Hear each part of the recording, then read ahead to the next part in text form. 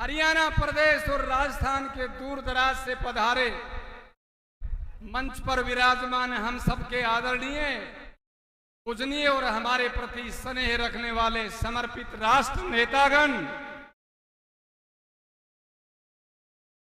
सभा मंडप में उपस्थित मेरे पिता तुल्य बुजुर्गों, हिंदुस्तान के कर्णधार बहादुर नौजवानों, पूजा के योग्य मेरी माता और बहनों, भावी राष्ट्र के निर्माता, प्यारे प्यारे फूल से बच्चों, लोकतंत्र के चौथे स्तंभ के रूप में शोभायमान मेरे मीडिया के बंधुगण, हे जनता जनार्दन, जो धारा के प्रतिकूल सदा ही नाव चलाया करते हैं, बंजर भूमि में जो सुंदर फूल खिलाया करते हैं, धरती डोले अंबर डोले, जो कभी अपने पद से विचलित हुए नहीं, ऐसे सूरवीर योद्धा एक इतिहास रचाया करते हैं। हे नांगल चौधरी की बहादुर सरदारी, अब वक्त आ गया है इतिहास लिखने का।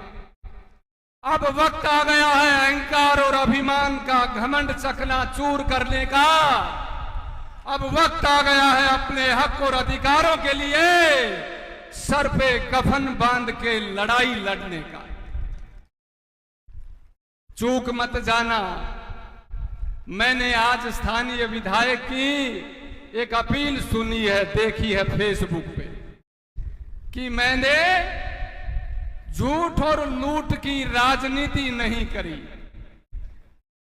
हे स्थानीय विधायक, मैं आज ये स्पष्ट करना चाहता हूं, झूठ और लूट की राजनीति के ऊपर, जब तू रिटायरमेंट होके नांगल चौधरी की धरती पे कदम रखा था, चौधरी ओम प्रकाश चौटाला ने तेरे पराक्रम देख करके तेरा टिकट काट दिया था। तो टिकट काटने के बाद ये घर में सिलेंडर हो गया था और खाट पे पड़ा पड़ा आंसू पूछता था दीवारों के। कोई आप जैसा मेरा जैसा गया, बोला डॉक्टर साहब क्या हो रहा है? बोला भाई ना मरा जाए ना जिया जाए, क्या करूं बता? तो बोला तू राव इंद्रजीत सिंह के पास चला जा। तो इसके दिमाग में जच गई, इसने अपॉइंटमेंट लगाया, तीसरे दिन इनको समय मिला, राव इंद्रजीत के पैरों के पिलट गया। किसी ने कहा उसके पैर मत छोड़ देना, उसके पैरों में टिकट पड़ी है। और ये सत्य है, झूठ तो नहीं कह रहा। इसने पैर नहीं छोड़े। राव साहब ने बोला रे मैं गिर जाऊंगा, भले आदमी मेरे पैर तो छोड़ दे। बोला जी पहले टिकट की हाँ करो। बोला जा तेरी टिकट पक्की हो गई। सन 2014 में राव इंद्रजीत के सने प्यार और आशीर्वाद से इसको हरियाणा विधानसभा की टिकट मिल गई। राव साहब यहां आकर के चुनाव जीता गए। एमएलए बनने के बाद ये राव इंद्रजीत का साथ छोड़ करके अपने जूते हाथों में लेकर के करनाल की धरती पे मनोहर लाल खट्टर की झोली में बैठ गया और दक्षिणी हरियाणा की पीठ में छुरा मार गया और इस इलाके का मुख्यमंत्री बनते बनते रह गया। बोलो ये विकास पुरुष है या विनाश पुरुष है? तो ये विनाश पुरुष है, तो दोनों हाथ ऊपर करके अपनी हिमायत करो। इसने इलाके के साथ वफादारी करी या गद्दारी बताओ? तो गद्दारी करी तो दोनों हाथ ऊपर करके अपनी मोहर लगाओ। ये डॉक्टर पता है किस डिपार्टमेंट में है? ये पशुओं का आदमियों का डॉक्टर नहीं है कि भाई चले जाओ इलाज कराने। ये भ्रष्टाचार में, लूट खसोट में, धोखाधड़ी में और 80 साल की माताओं बहनों को धमकाने में, दादागिरी करने में पीएचडी कर रखी है इसने। इसलिए ये डॉक्टर लगाता है अपने आगे। हे नांगल चौधरी की सरदारी, अब लूट का सवाल आ गया।